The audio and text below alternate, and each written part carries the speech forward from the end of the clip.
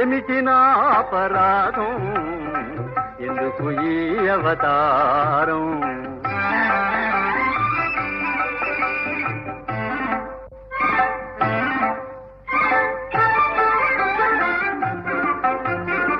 దేవకన్య ఇటు, ఓహో దేవకన్య ఇటు దిగి వచ్చిందని భ్రమిసిపోదు నా కలనైనా, మహంకాళి నా పక్కన్నదని మరచిపోదు నా ఎప్పుడైనా.